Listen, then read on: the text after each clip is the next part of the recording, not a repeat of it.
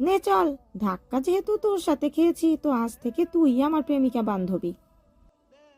কথাটা বলেই নিশা মুখ টিপে হাসলো। রাহা অবশ্য সেই হাসি দেখলো না। রাহা কোনো রকম হাতটা ছুটাতে চেয়ে নাক মুখ কুঁচকে বলল। ছি, এগুলো কেমন কথা? রাহার কুচকানো মুখের দিকে তাকিয়ে নিশা হাসতে হাসতে বলল। আরে ডার্লিং, তুই তো দেখি ওভার প্রসেসিভ। রাহা এবার হাঁটা থামিয়ে দুহাত কোমরে নিয়ে দাঁড়িয়ে পড়ল। নিশাকে উপর নিচ ভালো করে তীক্ষ্ণ দৃষ্টিতে দেখে হিসাব মিলিয়ে বুঝলো মেয়েটা সমস্ত মুখে সরলতা, কিন্তু ঠোঁটে দুষ্ট হাসি আর জিহ্বাতে লাগাম নেই। যখন মুখে যা আসে তাই বলে দেয়।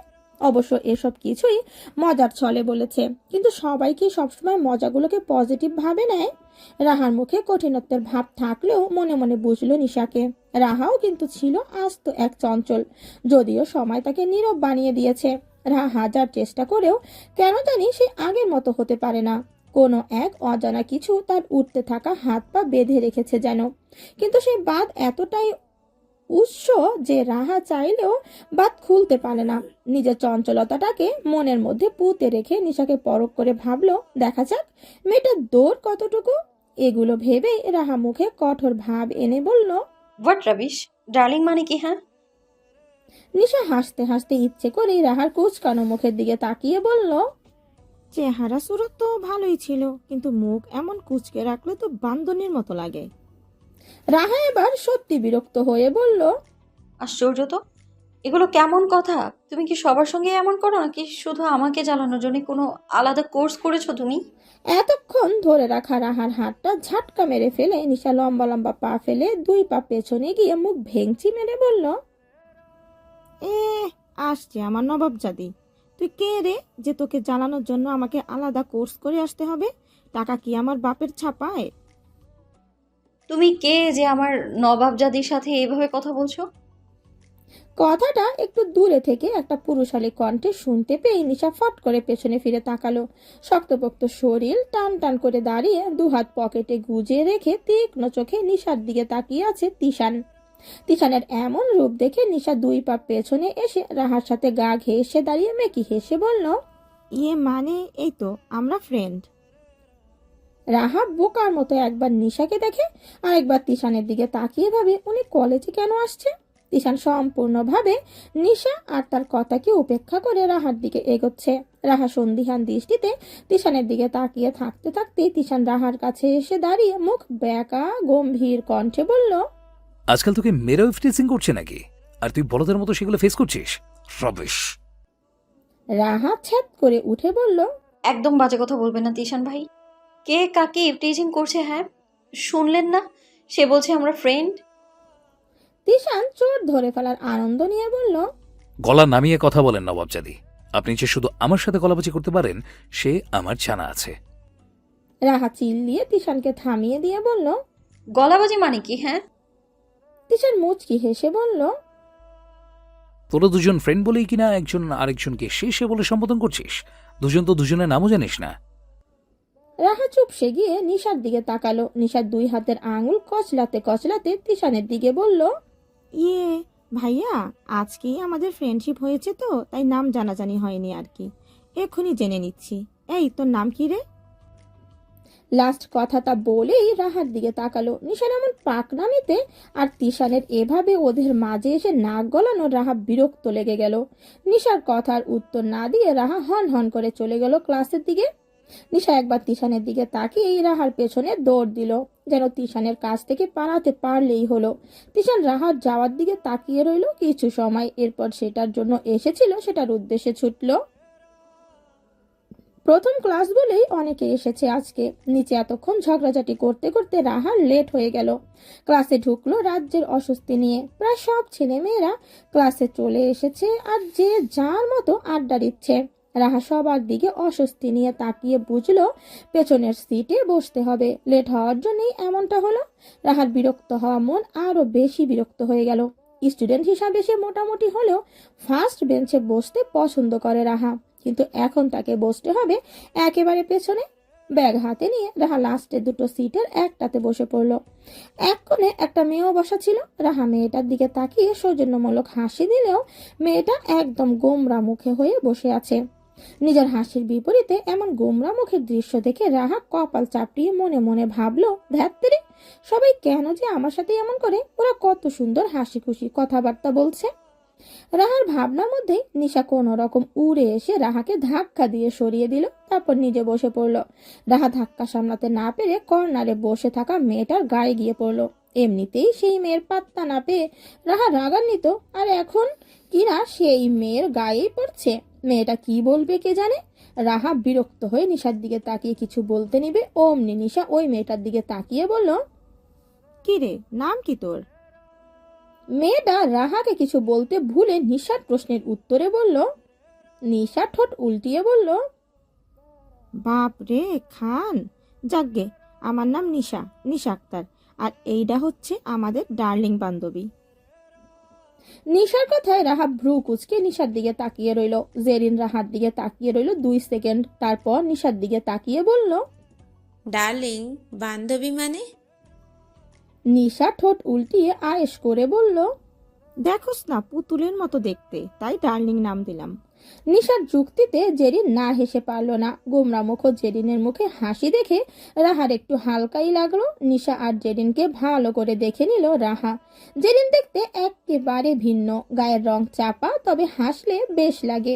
রাহার দেখার মধ্যেই নিশা রাহাকে ধাক্কা মেরে বলল, নবাবজাদি, তোর নামটা বল, তা না হলে তোর প্রেমিক পুরুষ আবার এসে বলে বসবে সে আমরা তোর ফ্রেন্ড না। রাহা ভুরু কুচকে বলল। প্রেমিক পুরুষ মানে?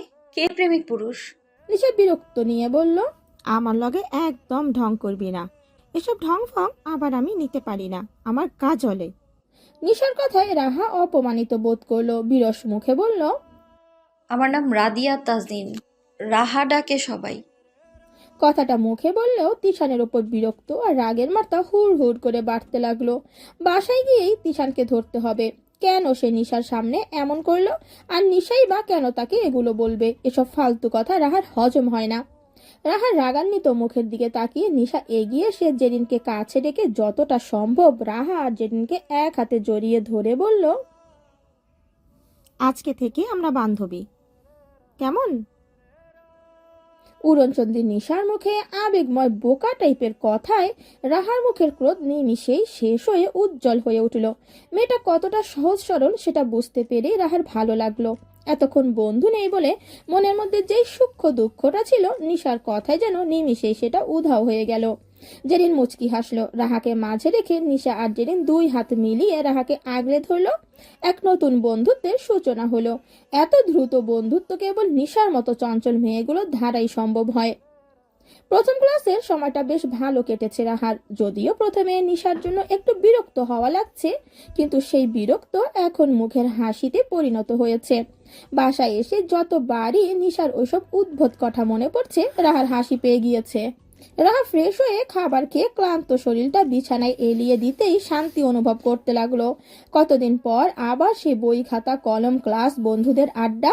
রাহা চোখ বন্ধ করে বড় করে নিঃশ্বাস টেনে নিল। এত সব কিছুর মধ্যেও কত কিছু পরিবর্তন, কত কিছুই তো আর আগের মতো নেই। অনেক কিছু ভাবতে ভাবতেই রাহার হঠাৎ মনে পড়লো তিশানকে তো অবশ্যই কিছু বলতে হবে। রাহা তড়িগড়ি করে মোবাইলটা হাতে নিয়ে মেসেঞ্জারে ঢুকেই দেখলো তিশান অনলাইনে। রাহা তিশানের ইনবক্সে গিয়ে মেসেজ লিখতে গিয়েই আঙুল থেমে গেল। রাহা নিজেকে থামিয়ে নিয়ে ভাবলো, তিশানকে তিশানের মতো ছেড়ে দেওয়া দরকার, তা না হলে তিশান এমনি পেছনে লেগে থাকে। এখন তাকে কিছু বলতে যাওয়া মানে তিশানকে সুযোগ করে দেওয়া, চান্স দেওয়া। রাহার এসব ভাবনার মধ্যেই তিশান রাহাকে টেক্সট করলো। কিরে, আবার ইনবক্সে কি করছিস? ভাবনার মধ্যে তিশানের এমন মেসেজ দেখে রাহা ভয় পেয়ে গেল। রাহা তিশানের ইনবক্সে আছে এটা ঠিক, কিন্তু এটা তিশান জানবে কিভাবে? রাহা জিজ্ঞেস করলো, আপনাকে কে বললো আমি আপনার ইনবক্সে? হুদাই আজাইরা কথা। তিশান একটা রাগী রিয়েক্ট দিয়ে বলল, থাপ্পড় মেরে কাল লাল করে ফেলবো বেয়াদব। আমার সাথে করে চালাকি? ইনবক্সে ছিলি বলেই তো মেসেজ সাথে সাথে সিন হয়েছে। আমাকে বোকা ভেবো না রাহামণি। তিশানের কাছে ধরা পড়ে হেরে গেল রাহা। বিরক্ত হয়ে ফোনটা পাশে রেখে 2 সেকেন্ড চুপ করে থেকেই ফোনটা আবার হাতে নিয়ে ভয়েস মেসেজ দিয়ে ইচ্ছে মতো অনেক কিছু বলে দিল রাহা। কেন নিশার সামনে ওরকম করলো, কেন কলেজে গেল, ইত্যাদি ইত্যাদি। মুখে যেভাবে যা আসছে সেভাবেই সব বলে রাহা ক্ষান্ত হয়ে ফোনটা পাশে রাখলো, হাত পা ছড়িয়ে ছিটিয়ে শুয়ে পড়লো বালিশে। রাজ্যের হাসি ফুটে উঠলো চোখে মুখে। তিশানকে সব কিছু একসাথে বলে দিতে পেরে রাহার এই খুশি।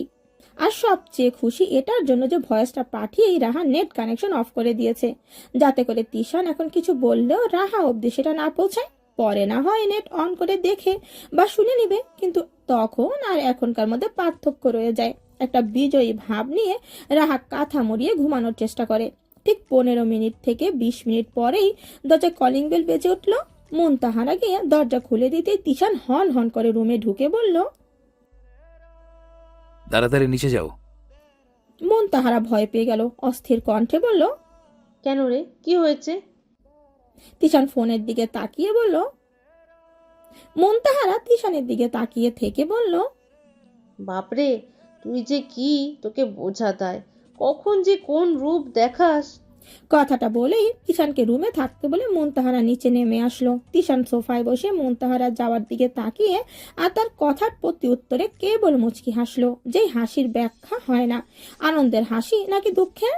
মুনতাহারা চলে যেতেই তিশান সোফা থেকে উঠে রাহার রুমের দিকে তাকিয়ে মুচকি হাসলো, একটু থেমে তারপর পা বাড়ালো রাহার রুমের দিকে।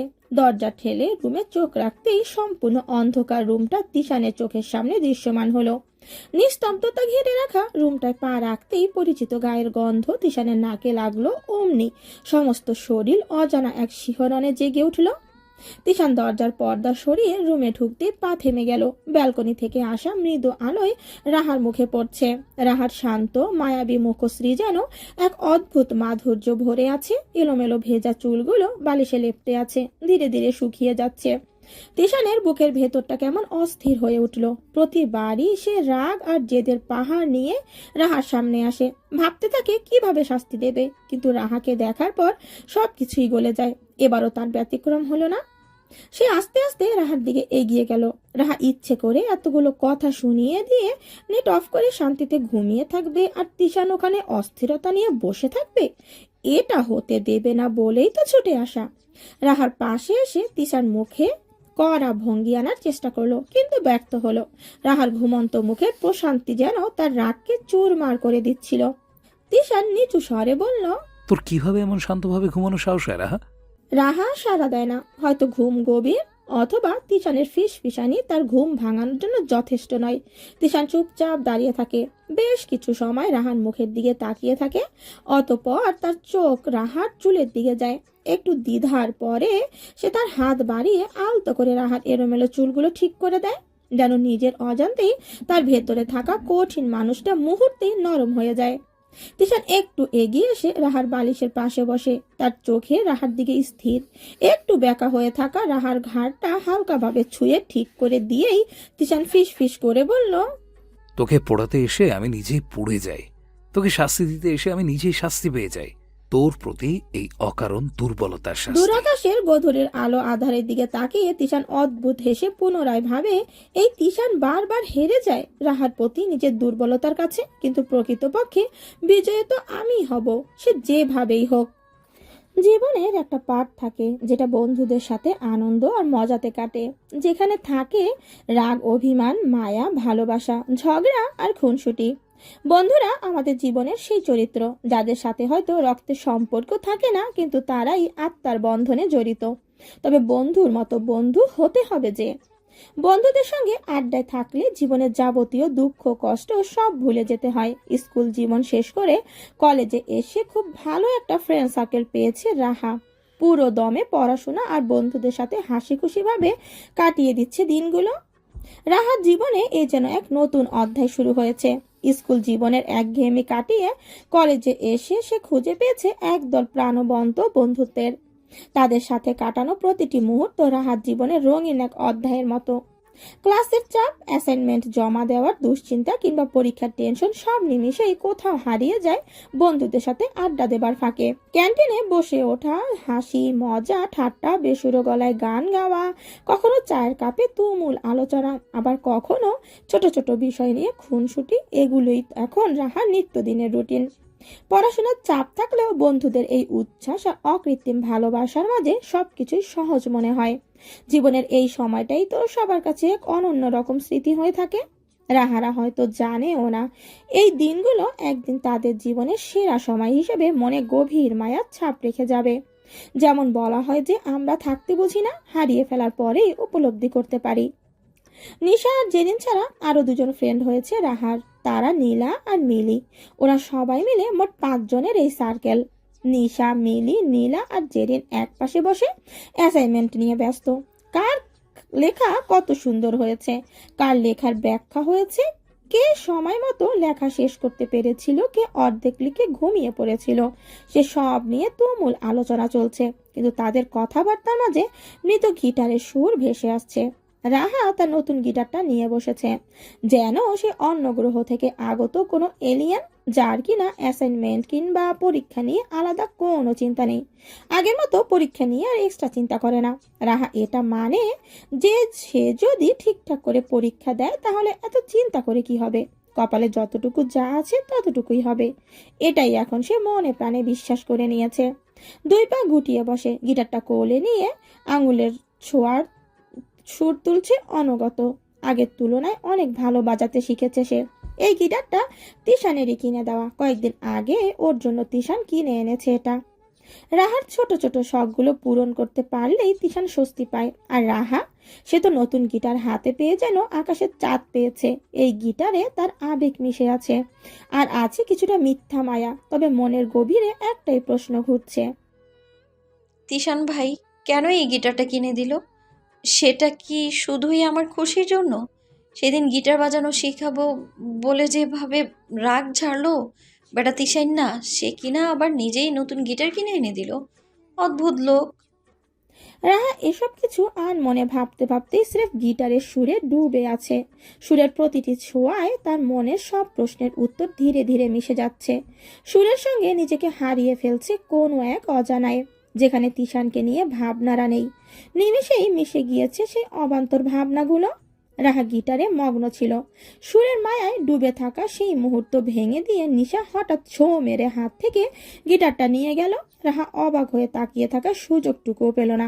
নিশা গিটারটা নিজের কোলে তুলে নিয়ে চোখ টিপে হেসে বলল, বোন দে তো একটু গাই, এই অ্যাসাইনমেন্টের প্যারা আর নিতে পারছি না, একটু রিল্যাক্স করি। এই কথা বলে নিশা এলোমেলো ভাবে গিটারের তার টানতে শুরু করলো। সুর বলতে যা বোঝায় তার ছিটে ফোটাও নেই। কিন্তু নিশার ভণ্ডামি ভরা গান শুনে রাহা আর জেরিন সহ সবাই একসঙ্গে হেসে উঠল। নিশার গলায় গানের বদলে একেবারে গর্জন ধ্বনির মতো শোনাচ্ছিল। জেরিন আর চুপ থাকতে পারলো না, ঠান্ডা সুরে বলল, নিশা প্লিজ চুপ কর, দেখ তো মানুষজন তাকিয়ে আছে। তোর গান শুনলে সবার কানের পোকা বের হয়ে যাবে, আর তুই এর জন্য পুরস্কারও পাবি, কানের পোকা বের করার অ্যাওয়ার্ড।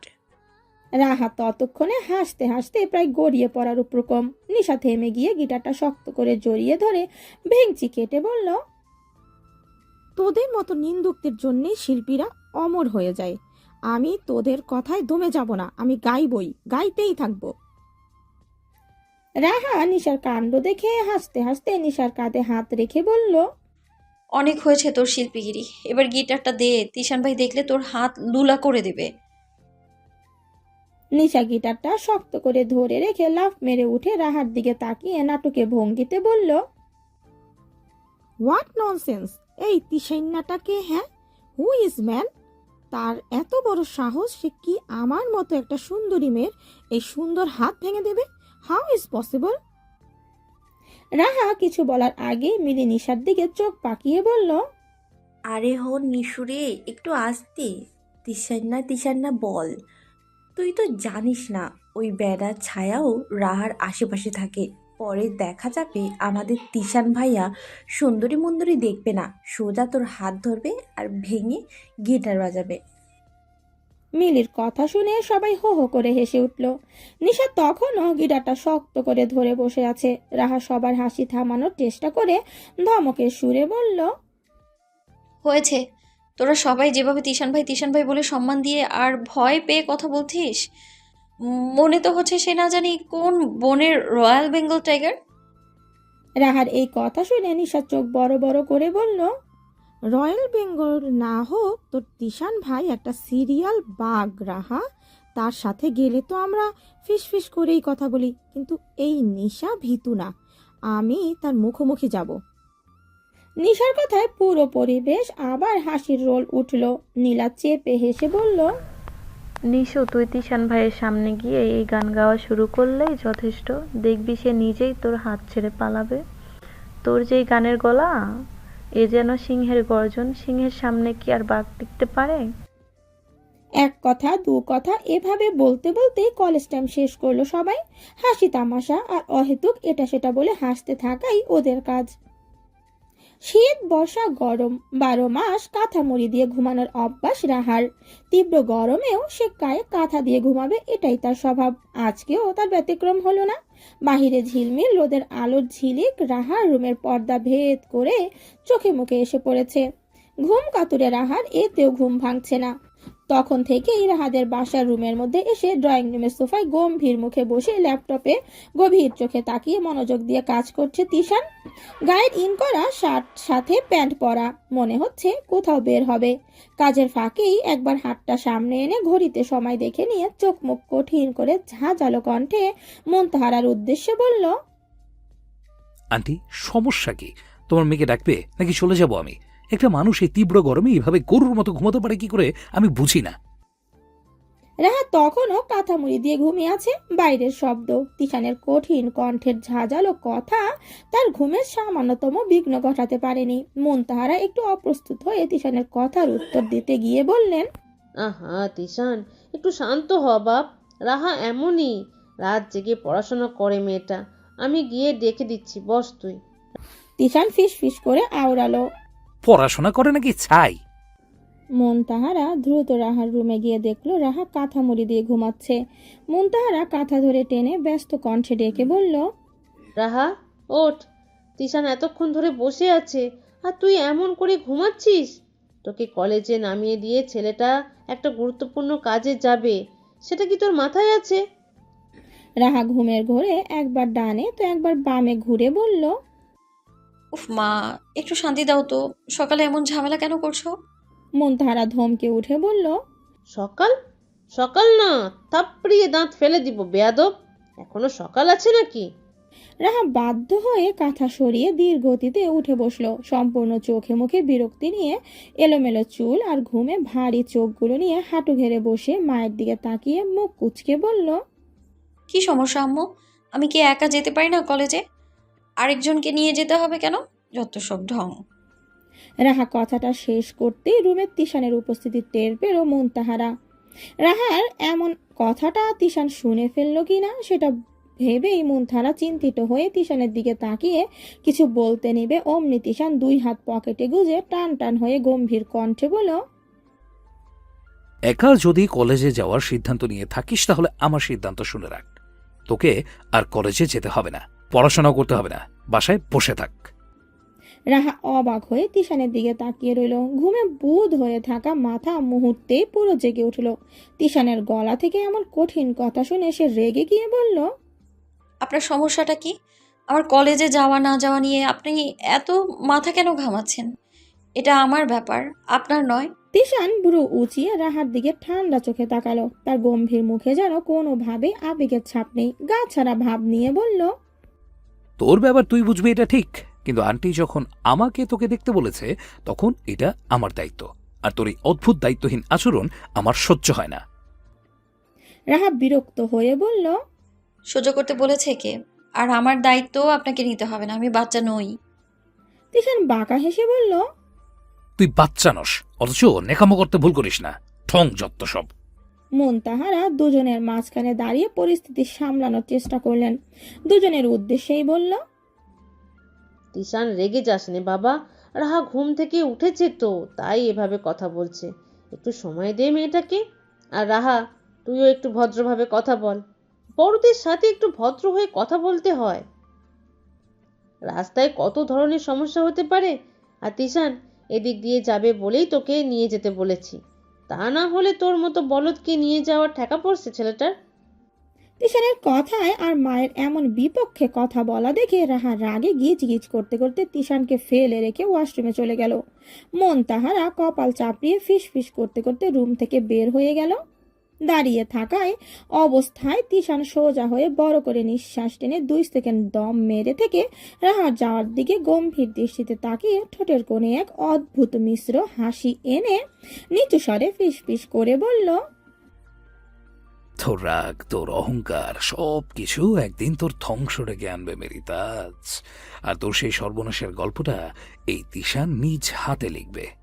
তুই পালিয়ে বাঁচতে পারবি না, কারণ আমি তোর ছায়ার থেকেও বেশি কাছাকাছি থাকি। তোর সুখ, তোর দুঃখ সবকিছুর মালিক আমি। তুই আমাকে ঘৃণা কর বা ভালোবাস, তুই আমারই। তিশানের চোখে মুখে হিংস্রতা আর গভীর মমতা এক অদ্ভুত মিশ্রণ, যেন সে রাহাকে ধ্বংস করার চেয়েও তাকে নিজের করে রাখার পাগলামিতে ডুবে আছে। গ্রীষ্ম বর্ষা পেরিয়ে এখন আকাশে কুয়াশার চাদর দেখা দিয়েছে। সাদা শিশির বিন্দুগুলো যেন আশেপাশের প্রকৃতিকে এক নতুন রহস্য ঢেকে রেখেছে। দেখতে দেখতে চোখের সামনে বছর ঘুরে গেছে, ফের নতুন বছর আসছে। ঋতুর পালা বদলে এখন শীতকাল, ডিসেম্বরের শেষ কয়েকটি দিন। কলেজে এখন আর নতুন নয়, দিনের পর দিন, মাসের পর মাস এই ইট কাঠের ভবনগুলো আর আশেপাশের মানুষগুলো যেন নিজের হয়ে উঠেছে। প্রথম দিনের সে অপরিচিত মুখগুলো আজ জীবনের অংশ। শীতের সকালে কলেজ মাঠ থেকে থাকে হালকা কুয়াশার আস্তরণে। ঘাসের উপর জমে থাকা শিশিরে পা ফেলে হাঁটার সময় মনে হয় যেন সময়টা একটু ধীর হয়ে গেছে, থমকে দাঁড়িয়েছে। বন্ধুদের চেনা মুখগুলো এখন আর কোনো দূরত্ব নেই। প্রতিটি হাসি, প্রতিটি কথার মাঝে লুকিয়ে থাকে কোনো না কোনো স্মৃতি। ডিসেম্বরের ক্যালেন্ডার শেষ হয়ে গেলেও এই স্মৃতিগুলো যেন কোনোদিন ফুরোবে না। শীতের সকালে ঠান্ডা হাওয়ার মাঝেও সম্পর্কগুলোর উষ্ণতা প্রতিদিন নতুন গল্প বুনে চলে। খুব ভোরে কুয়াশা মাখা সূর্যের আলোয় কলেজে এসে উপস্থিত হয়েছে নিশা আর জেরিন। শীতে কিছুটা কাঁপা কাঁপা হয়ে হেঁটে এসে ক্লাসরুমে ঢুকে দেখলো নীলা আর মিলি ঘাপটি মেরে বসে আছে বেঞ্চে। কিন্তু তারা দুজন আসলেও রাহা আসেনি। আজকে রাহার তাড়াতাড়ি আসার কথা ছিল, অথচ সে এখনো আসেনি দেখে নিশা নাক মুখ কুঁচকে মিলির উদ্দেশ্যে বলল, কিরে মিল্লা, রাহু এখনো আসলো না যে? তোদের বাসা তো অনেকটাই কাছাকাছি, কতবার বলেছি ওই বিড়ালের বাচ্চাটাকে তোর সাথে করে নিয়ে আসবি। জানিসই তো রাহার মা কত সেনসিটিভ তাকে নিয়ে।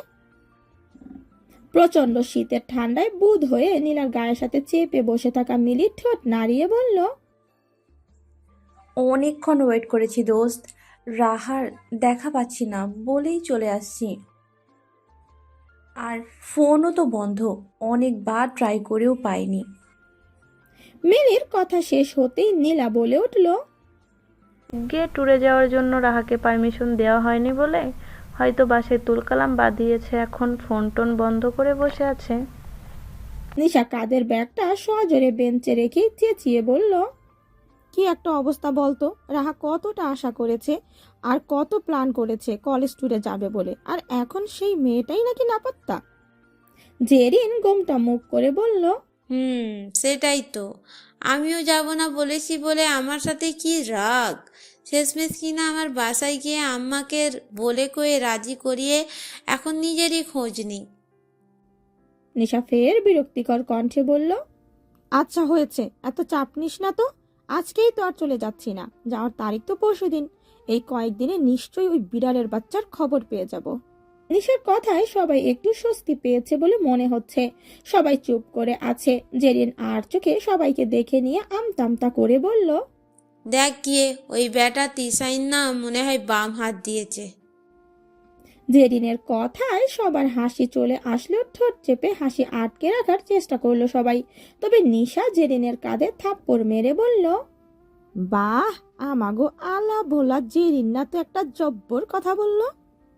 জেরিন 2 হাতে মুখ ঢেকে লজ্জা পাওয়ার ভঙ্গি করে বলল, যা, লজ্জা দিস না তো। জেরিনের নাটকীয় ভঙ্গি দেখে সবাই হেসে দিল। শেষমেশ সিদ্ধান্ত নিয়েছে রাহার কি হয়েছে সেটা দেখার জন্য এখন রাহাদের বাসায় যাবে সবাই। এছাড়া উপায় নেই, একেবারে বাসায় গিয়েই দেখবে হয়েছেটা কি। সকাল পেরিয়ে দুপুর হয়ে যাচ্ছে কিন্তু সূর্যের দেখা নেই। বোঝাই যাচ্ছে আজকে আর সূর্যের দেখা হয়তো মিলবে না।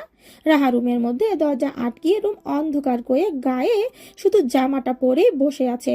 বাহির থেকে হিমেল হাওয়া এসে রুমের পর্দা নাড়িয়ে দিচ্ছে, আর সাথে রাহার শরীর ঠান্ডায় হিমালয় হয়ে যাচ্ছে। প্রচন্ড রাগ যে তার কান্না করার ফলে চোখ মুখ লালচে হয়ে গিয়েছে। প্রচন্ড রাগে ইচ্ছে করছে তিশানকে কেটে টুকরো টুকরো করে ফেলতে। রাহা রাগে দাঁত কিরমির করে মায়ের উদ্দেশ্যে ফিস ফিস করে বলল,